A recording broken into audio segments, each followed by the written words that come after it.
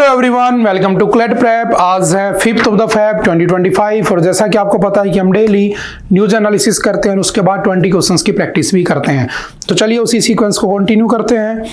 आज का दिन कौन सा है? 5th of the Feb. और कल क्या बनाया गया था? World cancer day. तो आपका पहला क्वेश्चन आपके सामने, what is the theme of the world cancer day 2025 observed on the Feb 4th? तो फेब 4th को जो कैंसर डे बनाया गया था उसकी थीम क्या थी? तो याद रखना, यूनाइटेड बाय यूनिक। कब स्टार्ट हुआ था कैंसर डे बनाना? तो याद रखना 1999 में अनाउंसमेंट हुई थी पेरिस समिट के अंदर। ठीक है। और आपसे पूछे कब से स्टार्ट हुआ, तो 4th ऑफ द फेब 2000 से इसको स्टार्ट किया गया। ठीक है, इसकी थीम क्या है? United by unique. Recently, the 24th MedLab Middle East exhibition has started in which of the following cities? कौन सी cities में ये स्टार्ट हुआ है? तो सिंपल याद रखना Dubai. Option number B is the right answer. चलते हैं next. Who recently won the Grammy Award in the Best New Age Ambient और Chant Album category at the 67? तो किसको मिला है? तो याद रखना Chandrika Tandon. Option number B is the right answer. Optional one liner में याद रखना। Which species is the natural host of the Henipa virus? आपने पढ़ा था Henipa virus, न्यूज में है। ठीक है, कहां पर? तो आपका जो नॉर्थ अमेरिका जो कॉन्टिनेंट है उसके अंदर ही फैल रहा है। ठीक है, सबसे पहले कहां पर मिला था Henipa virus? तो याद रखना ऑस्ट्रेलिया में मिला था। कौन से ईयर में मिला था? 1994 में मिला था। ठीक है, और ये किससे फैलता है? तो याद रखना फ्रूट बैट से फैलता है। और किससे फैल रहा है? एनिमल से, जानवर से। तो जानवरों से फैलने वाली बीमारी को हम क्या कहते हैं?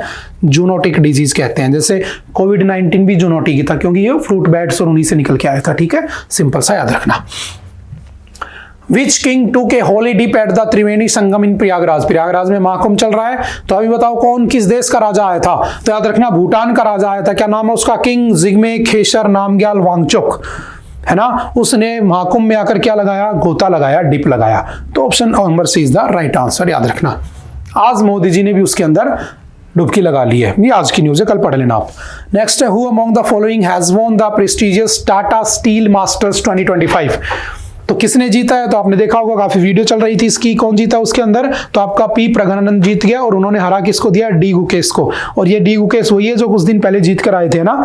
और इनको किसने हरा दिया? आर प्रगनानंद ने हरा दिया, जो कि इनसे एज में यंगर है। ठीक है। Recently, the 9th Asian Winter Games will be organized in which of the following countries? कहां पर होंगे 9th Asian Winter Games? तो याद रखना China. Option number C is the right answer. Simple on one liner में याद रखना। Who is the president of the 79th session of the United Nations General Assembly visited in India 2025? देखो United nation कब बना था आपको पता होना चाहिए। यूनाइटेड नेशन की फॉर्मेशन कब हुई थी? तो 24th of the October 1945। Where is the headquarter? तो न्यूयॉर्क में इसके हेडक्वार्टर है। जब ये बना था तो इसमें 50+1 51 इसके फाउंडिंग मेंबर्स थे। India was one among them. India भी इसका फाउंडिंग मेंबर रह चुका है। आज के दिन इसके अंदर 193 मेंबर्स हैं प्लस 2 ऑब्जर्वर हैं। एक ऑब्जर्वर है वेटिकन सिटी जो दुनिया का सबसे छोटा देश है।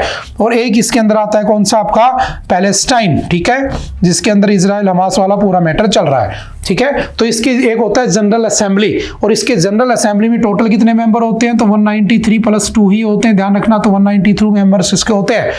ठीक है, जैसे इसके यूनाइटेड नेशन सिक्योरिटी काउंसिल होता है ना, उस सिक्योरिटी काउंसिल में 15 मेंबर होते हैं। 10 होते हैं टेम्परेरी, 5 होते हैं परमानेंट। और 5 कौन कौन से? जिनके पास वीटो पावर है, जैसे यूके, यूएसए, रशिया, फ्रांस और चाइना। ये इसके क्या है? वीटो पावर वाले परमानेंट देश हैं। तो इस जनरल असेंबली का हेड कौन है जो भारत आया अभी? तो याद रखना Filimon Yang.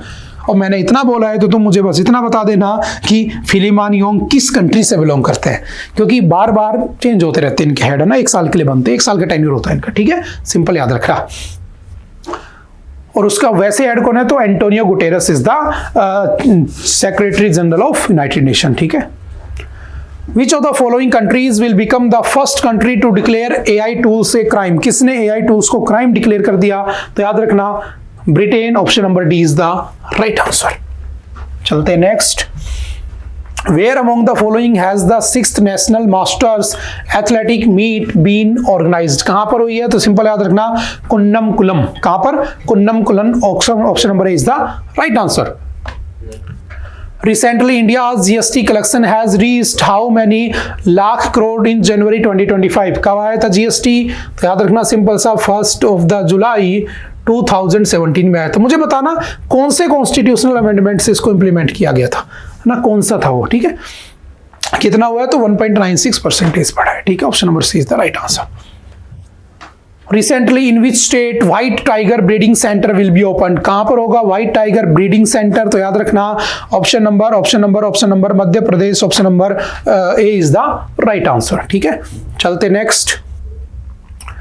Recently, the 13th Joint Military Exercise AccuVerin has started between the Indian Army and the National Defence Forces of each of the following countries. तो याद रखना डिफेंस की एक्सरसाइज बहुत सारी होती हैं, कोई एयर एक्सरसाइज होगी, कोई मिलिट्री एक्सरसाइज होगी, कोई नेवल एक्सरसाइज होगी, है ना। तो बहुत सी कंट्रीज के साथ अलग अलग होती है, नाम याद रखा करो उनका, जैसे सिलिनेक्स श्रीलंका के साथ होती है ऐसे।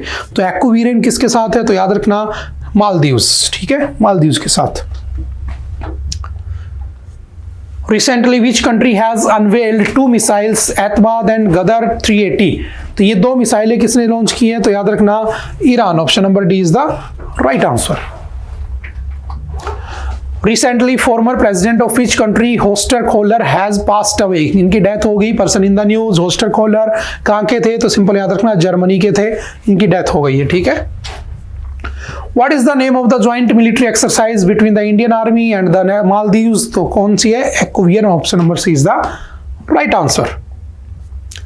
Which of the following are the 7 big cats in the international big cat lines? देखो international big cat line start हुआ था, जितनी बड़ी बड़ी बिग कैट है उनको बचाने के लिए, है ना। आपने एक प्रोजेक्ट सुना होगा, प्रोजेक्ट टाइगर, है ना। प्रोजेक्ट टाइगर सिर्फ किसको बचाने के लिए आया था? तो project tiger was started in 1973, किसको बचाने के लिए? To preserve, to protect the tigers, है ना। इसकी एक रिपोर्ट भी पढ़ी होगी तुम लोगों ने कल परसों कि लगभग 30 टाइम्स पॉपुलेशन बढ़ी है इनकी, है ना। लगभग 3600 के आसपास हो चुके हैं। 2022 की पॉपुलेशन की अगर मैं बात करूं तो 3167 ऑफिशियल डाटा था टाइगर थे भारत में, ठीक है। कौन से एक्ट के अंडर आया था? तो वाइल्ड लाइफ प्रोटेक्शन एक्ट के अंडर में इसके बाद ये स्टार्ट हुआ था, ये आया था 1972। तो हम चाहते थे कि हम दुनिया के किसको बचाएं? इन एनिमल्स को बचाएं ना। और इन एनिमल्स को कैसे बचाया जा सकता है? तो एक तरीका है, हम क्या करें, इंटरनेशनल बिग कैट लाइन्स शुरू कर दें। और international big cat lines was started in 2023, I think 7 या 8 अप्रैल को स्टार्ट हुआ था 2023 में, जिसमें कितने बिग कैट्स ऐड हैं? तो याद रखना ऑप्शन नंबर ए टाइगर है, लॉयन है, लेपर्ड है, स्नो लेपर्ड है, चीता है, जैगुआर है और प्यूमा है, ये इसमें ऐड ऑन हुए थे।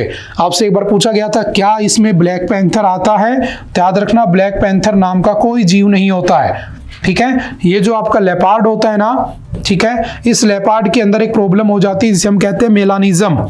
शायद आपने पढ़ा होगा, मेलोनी की बात नहीं कर रहा मैं, मेलानिज्म, ठीक है। मेलानिज्म में क्या होता है कि जो स्किन होती है उसका पूरा कलर ब्लैक हो जाता है। तो जानवर में जब लेपर्ड का पूरे स्किन का कलर ब्लैक हो जाता है तो हम उसे क्या कह देते हैं? Black panther. एक्चुअल में ऐसा कुछ नहीं होता है, समझ गए? Simple option number A is the right answer.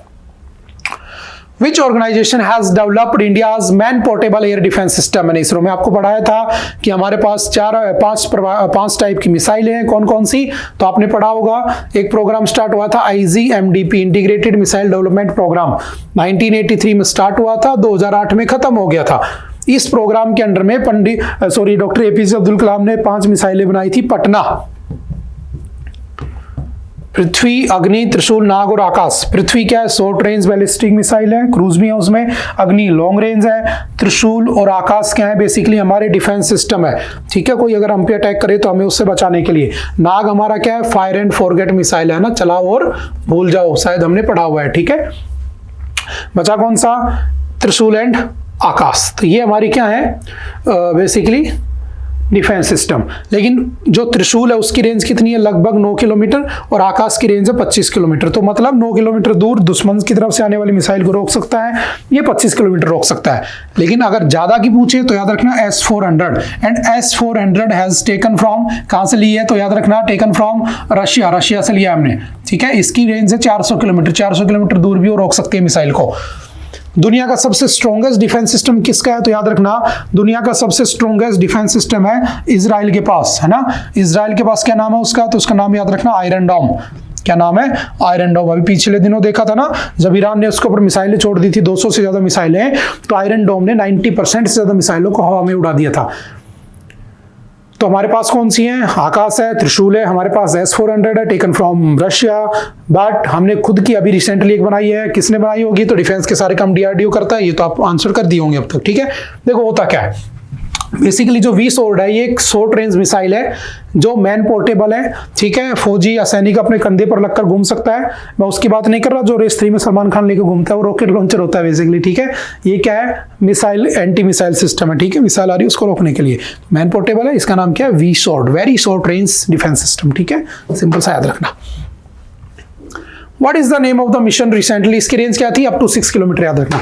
What is the name of the mission recently announced by the Indian government for development of the small modular reactors? तो याद रखना, न्यूक्लियर एनर्जी मिशन। इसमें हम क्या कर रहे हैं? लगभग 20,000 करोड़ रुपए का इन्वेस्टमेंट कर रहे हैं ताकि न्यूक्लियर पावर प्लांट्स और ये सब लगाए जा सके, रिएक्टर लगाए जा सके, ठीक है। सबसे पहला न्यूक्लियर पावर प्लांट कौन सा था बताना मुझे कमेंट करके, जो 1969 में इनॉग्रेट हुआ था इंदिरा गांधी के टाइम पर। उसका नाम क्या है बताना, कहां पर है। चलते next. Deepor Beel lake which was seen in the news. देखो एक लेक है, कहां पर? आसाम में। यहां पर एक फेस्टिवल बनाया जा रहा था, डीपोर बील फेस्टिवल, तो ये न्यूज में आ गई। तो सिंपल याद रखना कहां का है? आसाम। बिहू भी कहां का है? आसाम का फेस्टिवल है, ठीक है।